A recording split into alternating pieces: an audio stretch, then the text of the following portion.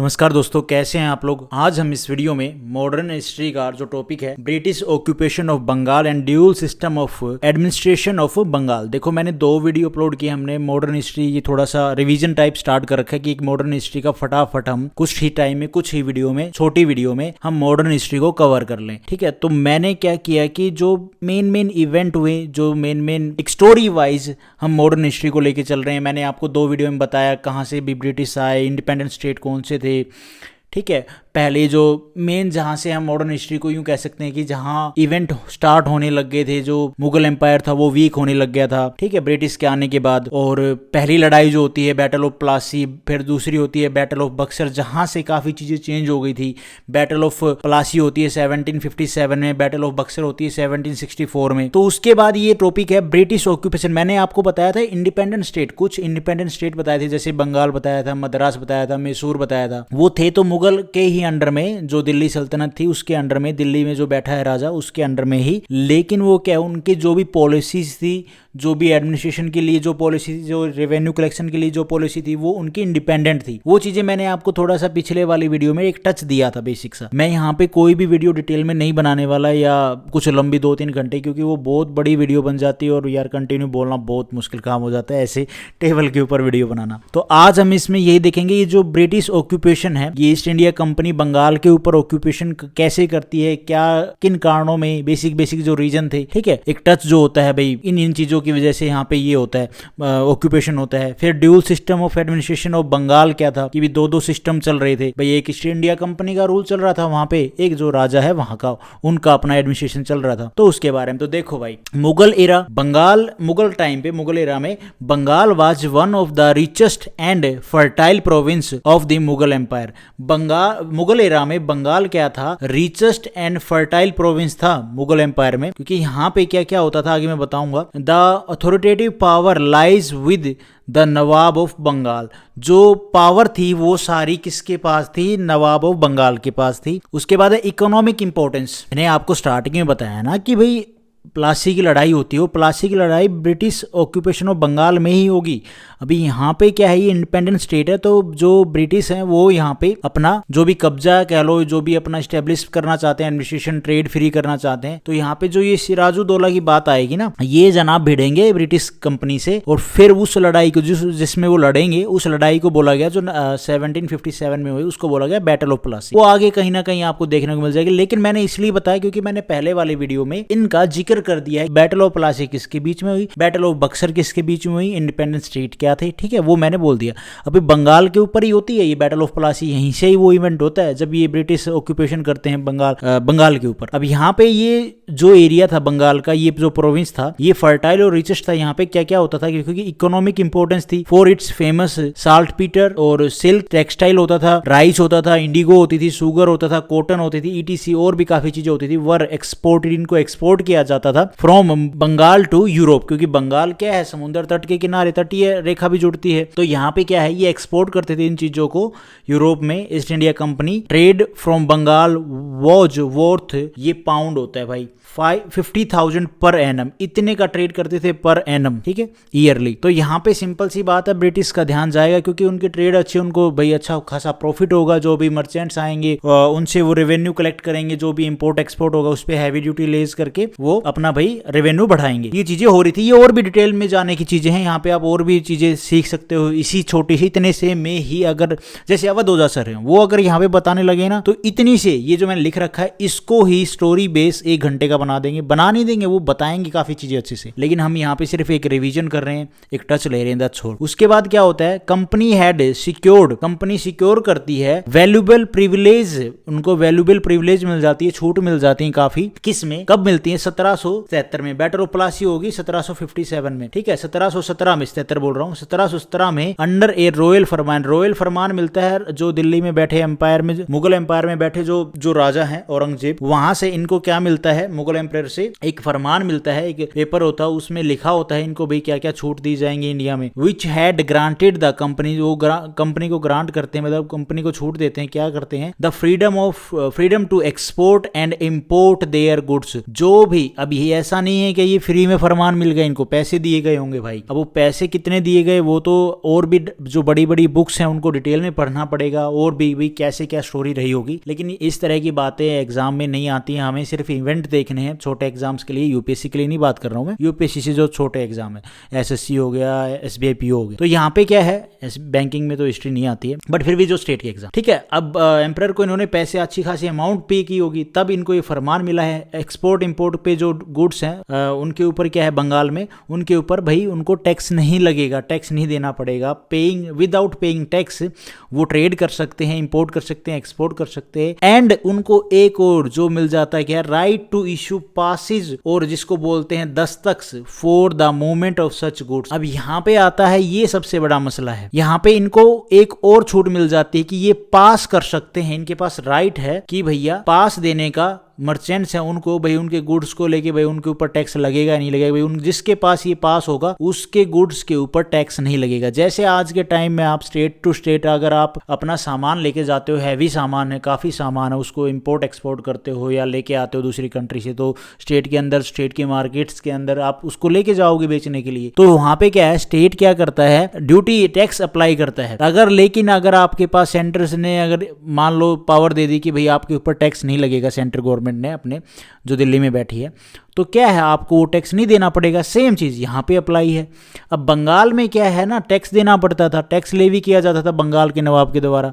अब लेकिन जिसके पास ये पास होगा तो उसमें दिखा देंगे भाई ये तो दिल्ली से ऑर्डर आया है, तो इसलिए जो भी मर्चेंट्स थे, अब ये जो इंग्लिश थे ना, इनके पास ही ये पावर आ गई थी, ये पास इशू कर सकते थे। अब पास इशू करेंगे किसी मर्चेंट को तो वो भी इनको पैसा देगा तो भैया उसको पास मिल जाएगा, वो अपने जो भी गुड्स है उनका जो एक्सपोर्ट इंपोर्ट है, लेना लेके जाना लाना, वो उसका फ्री में हो जाएगा। जो भी पोस्ट होंगी वहां पे चेकिंग होगी तो उनको पे नहीं करना पड़ेगा टैक्स। तो इनके पास ईस्ट इंडिया कंपनी इस फरमान में ये पावर भी लेके आ गई। अब ये दो मामले से ही बैटल ऑफ प्लासी होगी, आगे देखो क्या होता है। यहाँ पे मैं आपको बता दूं, जो ये फरमान लेके आए हैं ना, तो जितने भी बंगाल के नवाब थे, चाहे मुर्शिद कुली खान से लेके अलवर्दी खान हो गया, ठीक है, सिराजुद्दौला हो गया, ये सब इस फरमान के अगेंस्ट थे। इस फरमान को लेके भाई वो खुश नहीं थे। जो ये फरमान लेके आई ना ईस्ट इंडिया कंपनी राजा से, जो दिल्ली में बैठा है एम्परर, उससे लेके आई 1717 में। बंगाल के जो नवाब है वो कंपनी को कहते कि आप एक लमसम जो अमाउंट है अपनी ट्रेजरी से वो हमें देंगे, ठीक है, और जो ये आप मिसयूज कर रहे हैं इस पासिस का, जो आपको ये पावर मिल गई है दस्तक भाई विदाउट पे, या आप पास इशू करते हो मर्चेंट्स को, वो टैक्स नहीं देंगे जिनको पास दे रखा है, क्योंकि उससे आप पैसा तो ले रहे हैं। करप्शन तो है ही यहाँ पे, करप्शन का पूरा एक चीज हमेशा ध्यान रखो। जितने भी हम मॉडर्न हिस्ट्री में पढ़ रहे हैं ना, 1857 तक पूरा करप्शन चल रहा है। ये अंग्रेज जो कंपनी है, ये ब्रिटिश ईस्ट इंडिया कंपनी है, पूरा चूस रही है इंडिया को, पूरा करप्शन है, बड़े बड़े ऑफिसर हैं वो भी सब करप्ट। तो यहाँ पे जो क्या है, राजा कहते हैं कि भाई आप एक लमसम अमाउंट हमें पे करेंगे, और जो ये मिसयूज है, जो आप ये मिसयूज कर रहे हो दस्तक का इस पासिस का, तो उसके लिए तो कंपनी क्या कहती है कि ठीक है हम आपकी एक्सेप्ट करते हैं, इस अथॉरिटी को, इस बात को हम एक्सेप्ट करते हैं। लेकिन एक्सेप्ट करने के बाद भी क्या है, जो ये इस कंपनी के सर्वेंट्स हैं वो ऐसी कोई अपॉर्चुनिटी नहीं छोड़ते जो भाई उनको लगे कि भाई यहाँ से हमें पैसा मिल सकता है। मिसयूज करते हैं वो, फिर भी ये लमसम अमाउंट सेट करने के बाद भी, नवाब के सेट करने के बाद भी, फिर भी कंपनी के जो सर्वेंट्स हैं वो मिसयूज करते हैं इन पासिस का, इन दस्तक का। उसके बाद क्या है, the company servants were also permitted to trade but were not covered by farman. अब यहाँ पे क्या था ना, जो फरमान इशू किया गया था, तो वो कंपनी के जो सर्वेंट्स हैं ना, उनको परमिशन नहीं दी गई थी कि भाई वो फ्री में ट्रेड करेंगे, नहीं, वो कवर नहीं थे फरमान के अंदर। They were required to pay the same tax as Indian merchants, like उनको बोला गया था वो सेम टैक्स देंगे जो टैक्स इंडियन मर्चेंट्स दे रहे हैं, जो इंडियन व्यापारी हैं, बड़े व्यापारी हैं, वो दे रहे हैं। उसके बाद क्या होता है, जो ये फरमान है was a perpetual source of conflict between company, east India company के बीच में कॉन्फ्लिक्ट होता है इस फरमान की वजह से, and the nawab of Bengal. क्यों होता है, क्योंकि भैया it meant loss of revenue of Bengal, क्योंकि कंपनी के इस फरमान की वजह से बंगाल का जो रेवेन्यू हो रहा था उसमें लॉस हो रहा था। गवर्नमेंट में, बंगाल की जो गवर्नमेंट है उनको रेवेन्यू का लॉस हो रहा था। उसके बाद power to issue Dastak for the company goods was misuse, जो ये पावर मिल गई थी ना इनको, जो पास इशू करने का, दस्तक इशू करने का, इसका मिसयूज हो रहा था by the company servants to evade. ये क्या करते थे, इवेड करते थे taxes on their private trade. ये जो प्राइवेट ट्रेड करते थे ना, तो वहां पे भी इस पास का यूज करते थे और टैक्स टैक्स देने से ये बच जाते थे, जिसकी वजह से इन दो चीज़ों की वजह से क्या होता है, कॉन्फ्लिक्ट होता है। बैटल ऑफ प्लासी आपको आगे देखने को मिलेगी। उसके बाद क्या होता है, ये चीज़ें चल रही हैं, उसके बाद आते हैं पावर में कौन, सिराज उद दौला। ये matter came to head in 1756 when a young and quick tempered, जो एकदम गुस्से में हो जाए और यंग थे, और इनको मान लो कुछ ऐसी बात लगती है कि भाई नहीं ये सही नहीं है, तो ये एकदम गुस्से में आ जाते थे कि भाई करो इस चीज़ को, हटाओ इस चीज़ को, ऐसे। तो ये सिराजुद्दौला सक्सीड करते हैं अपने फादर को, ग्रैंड फादर को, अलवर्दी खान को, और सिराजुद्दौला डिमांड करते हैं इंग्लिश ईस्ट इंडिया कंपनी से कि वो सेम जो ट्रेड पहले होता था, पहले कब, मुर्शिद कुली खान के टाइम पे होता था, वही ट्रेड अभी किया जाएगा। जो आप ये पासेज लेके घूम रहे हो, ये सब बंद करना पड़ेगा। इंग्लिश इस चीज को रिफ्यूज कर देते हैं एंड फेल्ट स्ट्रॉन्ग, क्योंकि वो रिफ्यूज इसलिए कर देते हैं क्योंकि उनको लगता है कि अब वो पावरफुल है राजा से भी, क्योंकि वो जो फ्रेंच है साउथ में उनको हरा के आए हैं, ठीक है, तो इनको लगता है कि हम पावरफुल, हम देख लेंगे राजा को भी, तो इसलिए वो रिफ्यूज कर देते हैं। जो भी ये सिराजुद्दौला बात बोलते हैं कि भाई ये चीज़ें आपको नहीं करनी पड़ेंगी, अब आप ये नहीं कर सकते, जो पासिस वगैरह लेके और जो हमारा रेवेन्यू में लॉस हो रहा, आप जो फ्री ट्रेड कर रहे हो, इम्पोर्ट एक्सपोर्ट कर रहे हो, तो इन्होंने, सिराजुद्दौला ने कहा जो जिस टाइम पे मुर्शिद अली खान के टाइम पे जो चीज़ें सेट थी एक्सपोर्ट इम्पोर्ट और जो भी ट्रेड करने के लिए, वो चीज़ें यहाँ पे अभी लागू करेंगे, लेकिन ये रिफ्यूज़ कर देते हैं। उसके बाद इंस्टेड ऑफ एग्रीइंग टू पे टैक्सेस, क्योंकि भाई मुर्शिद कुली खान के टाइम पे क्या है, कंपनी को टैक्स पे करना पड़ता था अच्छा खासा, तो ये क्या बोलते हैं, इंस्टेड टू एग्रीइंग, भाई एग्री नहीं करते हैं पे टैक्स करने के लिए on their goods to the nawab को पे करने के लिए टैक्स गवर्नमेंट को, दे लेवी हैवी ड्यूटी। तो सिराजुद्दौला क्या करता है, लेविड कर देता है heavy duty on Indian goods entering, जो एंटर कर रहे हैं इंडियन गुड्स इंडियन मार्केट में कलकत्ता में, which was under their control, क्योंकि वो सारे जो मार्केट थी वो किसके कंट्रोल थी, नवाब के कंट्रोल में थी ना। तो जो भी ये ब्रिटिश लेके आ रहे हैं अपना, भाई जो भी प्राइवेट हैं कह लो, जो सर्वेंट्स हैं, वो अपना ट्रेड कर रहे हैं ईस्ट इंडिया कंपनी के अंडर में, तो वो क्या अपना जो भी सामान लेके आ रहे हैं उनके ऊपर हैवी ड्यूटी इम्पोज कर देते हैं, कौन, सिराज उद दौला। लेकिन क्या है, ईस्ट इंडिया कंपनी अनॉयड करती है, एंगर जो ये नवाब है इसको, और लेकिन नवाब साहब क्या करते हैं, जो ये सिराजुद्दौला है, ये सस्पेक्ट करते हैं, suspected that the company was hostile to him, कि कंपनी इसको हॉस्टाइल बना सकती है, एंड कंपनी क्या कर रही है, जो इनके रिवल्स हैं, जो भी इनके दुश्मन हैं, उनको फेवर कर रही है, क्योंकि बंगाल के थ्रोन पे जो कंपनी है वो अपना पपट बैठा सके, अपनी तरफ से जो सपोर्टेड राजा है उसको बैठा सके। और यहाँ पे जो ब्रेकिंग पॉइंट, एक और चीज़ होती है क्या, the breaking point came when without taking the nawab permission, nawab की परमिशन लिए बिना ही कंपनी क्या कर देती है, बिगन टू फोर्टिफाई कलकत्ता को फोर्टिफिकेशन करने लग जाती है, जहाँ पे भी इनकी फैक्ट्रीज हैं, मतलब ट्रेड के लिए जो भी इनकी फैक्ट्री है उनको फोर्टिफाई, मतलब वहाँ फोर्टिफिकेशन करने लग जाती है, फोर्ट बनाने लग जाती है, जहाँ पे जो भी इंग्लिश ईस्ट इंडिया के ऑफिसर हैं, जो सर्वेंट्स हैं, उनके भाई घर होंगे, ऑफिस होंगे, ठीक है, उनके रूम्स होंगे, और ट्रेड के लिए जो स्टोर हाउस है वो होंगे, तो वो चीज़ें बिना नवाब की परमिशन लिए ये करने लग जाती है। एक पॉइंट ये भी हो जाता है जहाँ पे कन्फ्लिक्ट होने के ज़्यादा चांस बढ़ जाते हैं। और सिराज उद दौला देखते हैं कि भैया ये तो हमारी सॉवरेनिटी के ऊपर भैया अटैक है, क्योंकि एक इंडिपेंडेंट रूलर से बिना परमिशन लिए प्राइवेट कंपनी मर्चेंट्स बिल्ड कर देते हैं फोर्ट को, और ये लोग प्राइवेट वॉर लड़ाई, मतलब क्या है भाई, टेरिटरी भी हमारी, ठीक है, यहाँ पे परमिशन भी नहीं लेते और लड़ाई भी कर रहे हैं फ्रेंच से, भाई दूसरे की धरती पे जाके प्राइवेट वॉर ही होगी किस्म की ये तो, कि भैया बिना किसी की परमिशन। अब यहाँ पे यूं लगा लो, इंडिया में आके कोई और कंट्री आके लड़ाई कर रही है किसी स्टेट से, तो और बिना किसी से परमिशन लिए, कुछ पूछे बिना, तो वो वाली चीजें यहाँ पे होती हैं, ये चीजें हो रही हैं। कंपनी क्या है, लड़ाई भी कर रही है फ्रेंच से और कोई परमिशन भी नहीं ले रही, फोर्ट वगैरह बना रही है बंगाल में, कलकत्ता में, और ना तो नवाब से कोई परमिशन ले रही है। सिराजुद्दौला ये चीजें देख रहे थे, acting with great energy but with haste. अब सिराजुद्दौला ये सारी चीजें देखने के बाद भैया ये एक्ट करते हैं, लेकिन इनमें एनर्जी तो अच्छी खासी है, जोश तो पूरा है, बट ये जल्दबाजी कर देते हैं। हेस्ट क्या होता है, जल्दबाजी, एंड इनएडुक्वेट प्रिपरेशन, और अच्छे से प्रिपरेशन नहीं करते अटैक करने के लिए। Sirajuddaula seize the English factory, और बिना प्रिपरेशन किए, अच्छे से, बिना आगे की भाई अच्छे से प्लानिंग की, आगे ये इंग्लिश कैसे रिएक्ट करेंगे, तो उसको ना सोचे समझे ये क्या कर देते हैं, सीज कर देते हैं इंग्लिश की जो भी फैक्ट्री है वहां पे बंगाल में। एट कासिम बाजार मार्च ऑन कलकत्ता, ठीक है, कलकत्ता पे क्या करते हैं, सिराजुद्दौला मार्च करते हैं उनकी फैक्ट्री सीज करने के लिए, ईस्ट इंडिया कंपनी की फैक्ट्री सीज करने के लिए, एंड ऑक्यूपाइड कर लेते हैं फोर्ट को, जो फोर्ट बनाया था इन्होंने, फोर्ट विलियम, ऑन 20 जून 1756 को। यहाँ पे देख रहे हो बैटल ऑफ प्लासी कब हुई, 1757, ठीक।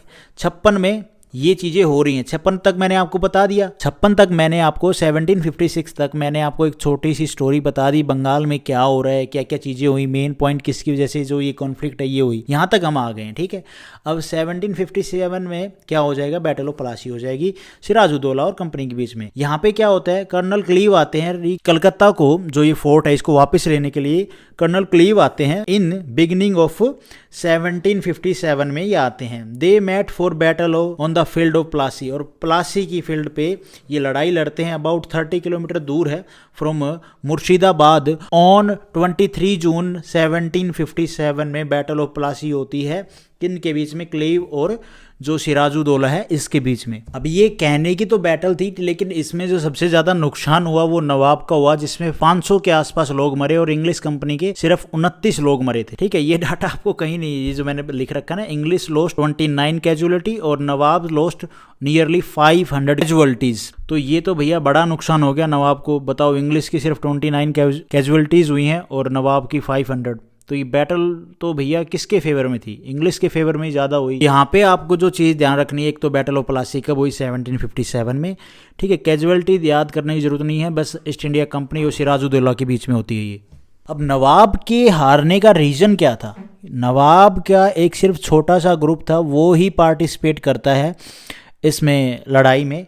जो मीर जाफिर था ना, और जो राय दुर्लभ था, इन्होंने तो पार्ट ही नहीं लिया। ये ट्रेटर जिसको मतलब इन्होंने दगा कर दिया, इन्होंने तो साथ ही नहीं दिया नवाब का, जिसकी वजह से ये नवाब साहब हार गए और इनके जो 500 मैन थे इनकी कैजुअलिटी होती है। क्योंकि सिर्फ जो लड़ाई लड़ी जाती है वो नवाब के जो सोल्जर जिनको लेड कर रहे थे मीर मदीन इनके द्वारा और मोहनलाल इनके द्वारा ही ये लड़ाई लड़ी जाती है। And fought bravely and well. सिर्फ ये छोटा सा ग्रुप जो लेड मैंने आपको बता दिया ना कि इनके द्वारा, मीर मदीन के द्वारा और मोहनलाल के द्वारा ही ये जो कुछ लोगों को लेकर लड़ाई लड़ रहे थे, लेकिन जिन्होंने साथ देना था वो थे मीर जाफिर और राय दुर्लभ। इन्होंने साथ देना था, इन्होंने साथ नहीं दिया, जिसकी वजह से यहाँ पे काफी कैजुअलिटी होती है नवाब की। अब लड़ाई हो गई, ठीक है, ये हारने लगे तो सिराजुद्दौला भाई भागने की कोशिश करते हैं।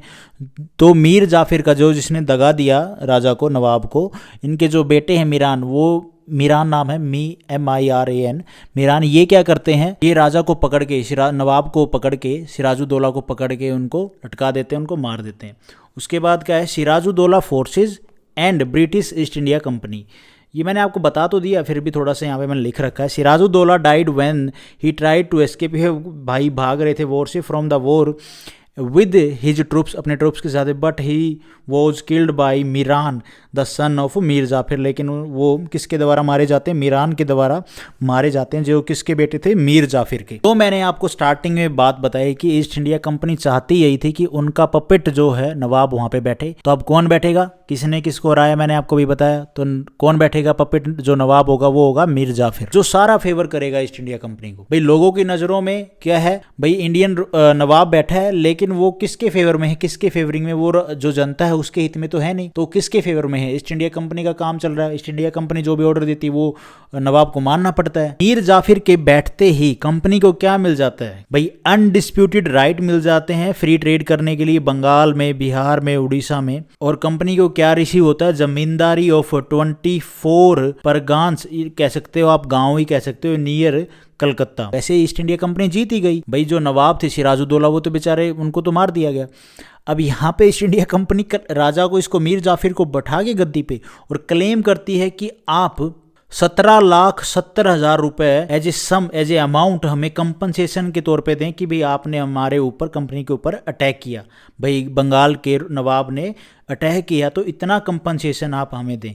ये चीज़ हो रही है, बताओ। पपेट रूल, नवाब भी बैठा दिया, कंपनसेशन भी उस नवाब से, क्योंकि ट्रेजरी खाली कर रहे थे ना वो बंगाल की, भाई उनकी जो ट्रेजरी है वो खाली कर रहे थे, वहां से भाई ये पैसा निकलवाते हैं कितने, 17,70,000 रुपीज, इंडियन रुपीज। अब ये जो अमाउंट है ये किस में बढ़ जाएगी, ये तो है, ऐसा तो है नहीं कि जो कंपनी है वो उसको सही जगह पे यूज करेगी, ये सारी एज ए करप्शन के तौर पे जो भी बड़े ऑफिसर हैं इनके पास, इनके हाथों में जाएगी। तो ये जो गिफ्ट गए, जो ब्राइब गई, जो भी सोना वोना मिला, इतने 17 लाख और 70,000 का, तो जैसे कि जो क्लीव हैं इनको रिसीव होते हैं ओवर 2 मिलियन रुपीज, और एक और जो इनसे नीचे पोस्ट के जो ऑफिसर थे वोट्स उनको मिलते हैं 1 million. Clive later estimate that company had and its servant had collected more than 30 million rupees from puppet nawab. और क्लीव बताते हैं, क्लीव एस्टिमेट करते हैं जो ये ब्रिटिश ईस्ट इंडिया कंपनी के ऑफिसर थे कि कंपनी के जो ऑफिसर हैं इन्होंने जिन्होंने भी सारा भाई ये पैसा चूसा है ना बंगाल की ट्रेजरी से, ये कितनी अमाउंट थी 30 मिलियन रुपीस। और कहाँ से? पपेट ऑफ नवाब जो ये मीर जाफिर है इससे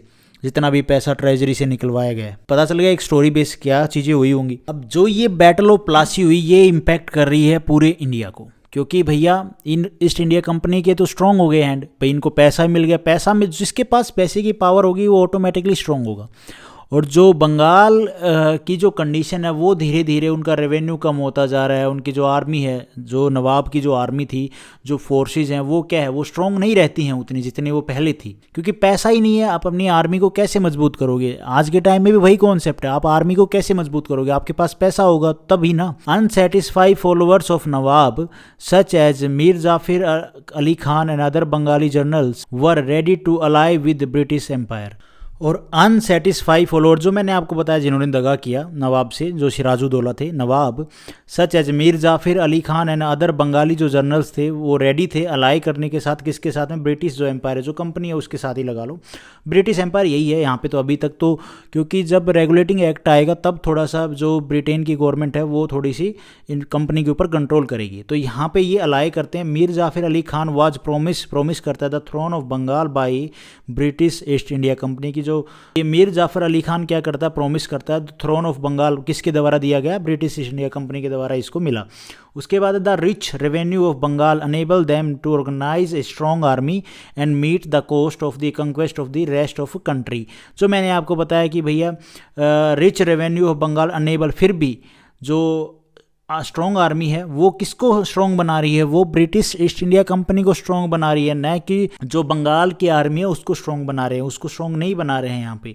उसके बाद आते हैं Mir Qasim was defeated in series of battle. अब यहाँ पे इस पॉइंट से और इस पॉइंट के बीच में काफ़ी चीज़ें होती है, वो मैं आपको बता देता हूँ। देखो मीर कासिम के आने से पहले क्या होता है, मीर जाफिर अभी गद्दी पे बैठ गया है, भाई पपेट है कंपनी का, लेकिन कंपनी के जो ऑफिसर हैं उनकी भूख बढ़ती जा रही है, वो इतना लूटते हैं बंगाल को। तो जब मीर जाफिर देखता है कि भैया अब मैं इनकी जो रिक्वायरमेंट है उनको फुलफिल नहीं कर सकता, तब मीर कासिम आते हैं। और मीर कासिम देखते हैं कि भैया वो भी कुछ टाइम तक चलते हैं, वो ज़मींदारी देते हैं कुछ जो गांव है उनकी, फिर भी लेकिन वो देखते हैं कि ये तो ऐसे तो बंगाल को बहुत ही वीक बना देंगे, आगे तक ऐसे तो हम सर्वाइव कर ही नहीं पाएंगे। कि पहले तो सिर्फ जब सिराजुद्दौला थे तो दो ही चीज़ें हो रही थी, एक तो दस्तक जो ये पास कर रहे थे मर्चेंट्स को, दूसरा क्या है उनके पास फरमान था भाई विदाउट पेइंग टैक्स वो ट्रेड कर रहे थे। लेकिन अब तो क्या है, मीर जाफिर बैठने के बाद तो इनके पास सारी ही पावर आ गई है, ये सब लूट मचा रहे हैं, खूब अच्छे से लूट रहे हैं बंगाल को। तब मीर कासिम क्या करते हैं, release that if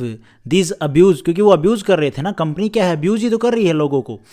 abuse continue he could never hope to make Bengal strong. अगर जिस हिसाब से कंपनी चल रही है, जिस हिसाब से वो काम कर रही है, उस हिसाब से बंगाल को स्ट्रॉन्ग और फ्री हिमसेल्फ द कंपनी, कभी भी कंट्रोल जो है कंपनी का जो कंट्रोल है ये दूर नहीं हटेगा। अब मीर कासिम क्या कर देते हैं, अबोलिश कर देते हैं all duty on internal trade. जो इंटरनल ट्रेड में जो भी ड्यूटी लग रही थी उनको भाई अबोलिश कर देते हैं, चाहे वो इंग्लिश मर्चेंट्स हो चाहे वो इंडियन मर्चेंट्स हो। और ये चीज़ इंग्लिश को पसंद नहीं आती है, क्योंकि जो एलियन जो मर्चेंट्स हैं, एलियन मतलब जो बाहर के जो व्यापारी हैं, were not willing to tolerate equality, वो टॉलरेट ही नहीं करते equality between themselves and Indians जो मर्चेंट्स हैं, क्योंकि भाई बराबर का फिर तो भाई काम सबका एक ही हो जाएगा। तो वो इस चीज़ को, क्योंकि वो अपने आप को सुपीरियर भी तो समझते हैं ना, तो वो इस चीज़ को इक्वलिटी को नहीं मानते हैं, वो समझते नहीं ये तो सही नहीं किया भाई। और यही जो पॉइंट है, the battle was about to begin again, और फिर से लड़ाई होने के चांसेस बढ़ जाते हैं। भाई मीर कासिम तो लेके बैठा है कि भाई मैं यहाँ पे तो हम तो बंगाल के इंडिपेंडेंट रूलर है ना, जो पहले आपने किया वो ठीक किया होगा। और कंपनी क्या सोचती है मीर कासिम के ऊपर भी कि भाई मेरे टूल इन हैंड्स, भाई मतलब क्या है कि मेरा पपेट बन के रहो, कंपनी पैसा देगी आप पपेट बन के रहो। लेकिन मीर कासिम ये चीज़ को नहीं फॉलो करते हैं, वो कहते हैं कि भैया हम तो यहाँ इंडिपेंडेंट रूलर हैं, आपने जो पहले किया वो कर लिया, लेकिन अब नहीं चलेगा ये सब। और लड़ाई स्टार्ट होती है, मीर कासिम वाज इसको डिफीट किया जाता है in the series of battle. काफ़ी लड़ाइयाँ होती हैं, वो डिटेल की बात अगर हम और भी डिटेल में पढ़ें तो वही बिल्कुल स्टोरी वाइज भी कौन कौन सी ये लड़ाई हुई, सीरीज ऑफ बैटल कौन सी हुई, लेकिन इंपॉर्टेंट बैटल होती है बक्सर की। इन ये लड़ाइयाँ होती हैं, सीरीज ऑफ बैटल होती हैं छोटी छोटी। इन 1763 में एन जो मीर कासिम है वो चले जाते हैं, कहाँ पे भाग जाते हैं, अवध, वेयर ही फॉर्म्ड, और वो वहाँ पे जाके एक अलायंस फॉर्म करते हैं शुजा उद्दौला। सिराज उद्दौला अलग था, ये शुजा उद्दौला है, ऑफ नवाब ऑफ अवध हैं, नवाब हैं अवध के, and Shah Alam second the fugitive Mughal emperor. Simple सी बात है, मीर कासिम हार जाते हैं, काफ़ी जो लड़ाइयाँ होती हैं, और फिर ये जाते हैं अवध, चले जाते हैं अवध, जाके अलायंस तैयार करते हैं शुजा उद्दौला जो नवाब हैं अवध के, और शाह आलम सेकंड जो फुगिटिव एम्परर हैं, मुगल एम्परर हैं। ये अलायंस रेडी हो जाता है। The three alliance clash with the company army at Buxar on 22 अक्टूबर 1764 को ये लड़ाई होती है, एंड वर थ्रोली डिफीटेड। करने के बाद भी ये जो नवाब से ये नहीं जीतते हैं, वर थ्रोली डिफीटेड, इनको हारना पड़ता है। कौन सी बैटल में? बैटल ऑफ बक्सर में। ये हारने के बाद क्या है भैया, ईस्ट इंडिया कंपनी का कंट्रोल कहाँ कहाँ चला जाएगा? ईस्ट इंडिया कंपनी का कंट्रोल चला जाएगा अवध पे भी। सारा एरिया है ना भाई, बंगाल का हो गया, अवध का हो गया, उड़ीसा का, बिहार का, ये सारा किसके अंदर आ जाता है? एट द देयर मर्सी, मतलब इंग्लिश ईस्ट इंडिया कंपनी के पास आ जाता है भाई, ट्रेड वेरेड करने, क्योंकि अब हरा दिया तो इन्हीं की पावर चलेगी उधर। बैटल ऑफ बक्सर होने के बाद क्लीव वापस आते हैं बंगाल में 1765 में। 1764 में तो लड़ाई होगी, बंगाल में वापस आते हैं एज इट्स गवर्नर। वो डिसाइड करते हैं कि भाई जो वो डिसाइड करते हैं भाई, जो भी अथॉरिटी है, जो भी पावर्स हैं, government of from the nawab to the company, जो भी नवाब के पास पावर है वो कंपनी को ट्रांसफ़र करने को कहते हैं। और 1763 में, यहाँ पे हम थोड़ा सा पीछे जा रहे हैं, 1763 में जो ब्रिटिश है वो रिस्टोर करते हैं Mir Jafar as a nawab and collect, और फिर मतलब मीर जाफिर को गद्दी पे बैठा देते हैं, और ह्यूज सम उनसे कलेक्ट करते हैं जो हाई ऑफिशियल हैं वो। और फिर उस टाइम पे मीर जाफिर की डेथ हो जाती है, दे प्लेस, और मीर जाफिर की डेथ होने के बाद, उसके बाद क्या, मीर जाफिर की डेथ हो जाती है, उसके बाद वो अपना ही पपेट नवाब बैठाते हैं, नवाब उद्दौला थ्रोन, उनको गद्दी पे बैठाते हैं, ठीक है, कि उनसे ट्रीटी करते हैं, उनसे लिखवाते हैं अच्छे से, कि और उनसे साइन करवाते हैं कि भैया जो तुम्हारी आर्मी है उसको हटा दो, अब उसको डिस्बैंड कर दो, उसको खत्म कर दो बिल्कुल। और कंपनी का अब सुप्रीम कंट्रोल है बंगाल पे, अवध पे, उड़ीसा, बिहार, इन पे, ठीक है। अब जो भी नवाब आएगा ना, ऐसा नहीं है, ये जो अलायंस बना था ना, इसकी वजह से इतना इम्पैक्ट पड़ गया कि अब जो भी नवाब बैठेगा ना गद्दी पे, वो डिपेंड करेगा ईस्ट इंडिया कंपनी पे। ईस्ट इंडिया कंपनी उनको अच्छा खासा पैसा देगी, उसकी कोई सदरदनी नहीं है, चाहे फिर उसके बाद कुछ भी होता हो बंगाल में। बंगाल के बाद एक फैमिन भी आता है ईस्ट इंडिया कंपनी की पॉलिसीज़ को लेके, तो आगे हम किसी न किसी वीडियो में बात करेंगे, आगे आने वाली वीडियो में आपको देखने को मिलेगा वो डाटा, मैं आपको थोड़ा बेसिक सा टच दे दूंगा। तो आपको अभी तक जो मैंने बंगाल का ऑक्यूपेशन बताया, एक स्टोरी बेस धीरे धीरे बताने की कोशिश की है यार, मैं इतना परफेक्ट नहीं हूँ, तो उसमें आपको 2-3 इवेंट जो हमेशा याद रखने हैं। Battle of Plassey 1757, battle of Buxar 1764, क्लेव और अलायंस था ईस्ट इंडिया कंपनी, ठीक है, और जो 3 अलायंस बना शाह आलम का और भाई मीर कासिम का, और जो शुजा उद्दौला है अवध के जो नवाब है उनके बीच में ये लड़ाई होती है, सिराज उद्दौला के बीच में और ईस्ट इंडिया कंपनी के बीच में। सिराज उद्दौला हार जाते हैं और उनको मीर जाफिर का बेटा मीरान इनकी डेथ कर देता है। ये लड़ाई क्यों हुई? फरमान की वजह से, जो ईस्ट इंडिया कंपनी ने ले लिया फरमान, उसमें क्या है, पासिस ट्रेड करने के लिए भाई जो पासिस मिल जाते, जो भी भाई पास इशू करने की पावर दे दी कि भाई कंपनी के पास पावर है, किसी ऐसे जो भी वो चाहे जिस मर्चेंट को पास इशू कर देती थी उसको ऊपर उसको टैक्स पे नहीं करना होता है, ठीक है। और भाई एक और चीज़ थी क्या, कंपनी को पावर थी फ्री ट्रेड करने की, कोई भी उनको जो भी ड्यूटी जो भी टैक्स हैं वो नहीं पे करना एक्सपोर्ट इंपोर्ट पे। इनकी वजह से बैटल ऑफ प्लासी होती है। फिर बैटल ऑफ बक्सर क्यों होती है वो मैंने बैटल ऑफ बक्सर क्यों होती है वो मैंने आपको थोड़ा सा पीछे स्टोरी में बताया। अब आता है dual system of administration of Bengal. अब दो सिस्टम चलते हैं, इधर से नवाब चलाते हैं एडमिनिस्ट्रेशन का कुछ, और कुछ ईस्ट इंडिया कंपनी चलाती है, ज्यादा ईस्ट इंडिया कंपनी ही चलाती है। तो इसको बोला गया dual system of administration of Bengal. क्या है देखो, फटाफट थोड़ा टच ले लेते हैं। The East India Company become the real master of Bengal. Bengal की, अवध की, बिहार, उड़ीसा की रियल मास्टर बनती है ये सारे अटैक जीतने के बाद, एट लिस्ट फ्रॉम 1765 से, जब बैटल ऑफ बक्सर हो जाती है उसके बाद। Its army was in sole control of its defence and the supreme political power was in its hand. जो भी सुप्रीम पॉलिटिकल पावर है, इकोनॉमिक पावर है, वो लगभग सारी कंपनी के पास ही है। The nawab depend for his internal and external security on the British या ईस्ट इंडिया कंपनी। भाई जो नवाब है ना, अभी क्या है ड्यूल सिस्टम में जो नवाब है, मीर कासिम के बाद जो भी नवाब आया, पपेटी आया, वो क्या है भाई, वो अपनी सिक्योरिटी के लिए, इंटरनल हो चाहे वो एक्सटर्नल हो, वो डिपेंड है ब्रिटिश के ऊपर। Control on revenues, police, judicial power, this arrangement is non in history dual और डबल गवर्नमेंट। भाई ऐसा है ना, भाई नवाब तो डिपेंड हो गया, अब कंपनी क्या कर रही है, कलेक्ट कर रही है revenue directly, while through the right to nominate the deputy subedar. In deputy सूबेदार को नॉमिनेट किए बिना ही कंपनी क्या है, रेवेन्यू कलेक्ट कर रही है, और उसका कंट्रोल है निजामत और पुलिस के ऊपर, जुडिशियल पावर के ऊपर। अब कंपनी के पास क्या है ना, पावर तो सारी है, रिस्पॉन्सिबिलिटी कुछ है नहीं। भाई जो भी काम करना है जनता के लिए वो तो राजा का काम है, लेकिन राजा के पास ना तो रेवेन्यू की पावर हो, जिसके पास पैसे की पावर नहीं उसके पास नो समझो किसी कोई भी पावर नहीं है, और जो भी बाकी सारी पावर हो कंपनी के पास है।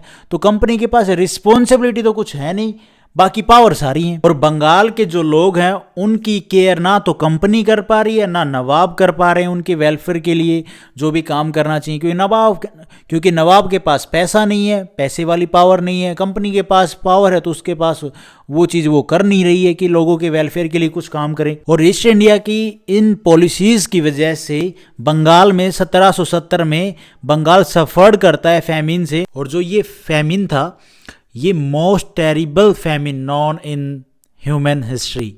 लाखों में लोग मरे थे, लाखों में। Nearly 1/3 of Bengal population died. और ये जो फैमिन आया था, ये फेलियर ऑफ रेन्स, एक तो बारिश कम होने की वजह से, और दूसरा था जो मेन था वो था कंपनी की पॉलिसीज को लेके। आपको जो डेट याद रखनी है फैमिन की वो है 1770 में, ठीक है। और dual system of administration of Bengal, ये मैंने आपको इसका बेसिक सा जो फंडा था वो बता ही दिया। होप आपको इस वीडियो में बेसिक सा एक इन्फॉर्मेशन कह सकते हैं, आइडिया हो गया होगा कि बंगाल ऑक्यूपेशन कैसे हुआ, ठीक है, कौन कौन से इवेंट हुए, जो बैटल ऑफ प्लासी है, बैटल ऑफ बक्सर है, किसके बीच हुई, किस टाइम पे हुई, और इनकी वजह से सारा इफेक्ट अब आगे चेंज होने वाला है। जब हम आगे मॉडर्न हिस्ट्री की आप वीडियो देखोगे तो मेन जो चीजें थी वो आप याद रखना इसमें, ठीक है। तो thank you for watching this video. Video आपको ठीक लगी तो लाइक करना, चैनल पे नए हो तो गाइज सब्सक्राइब करना।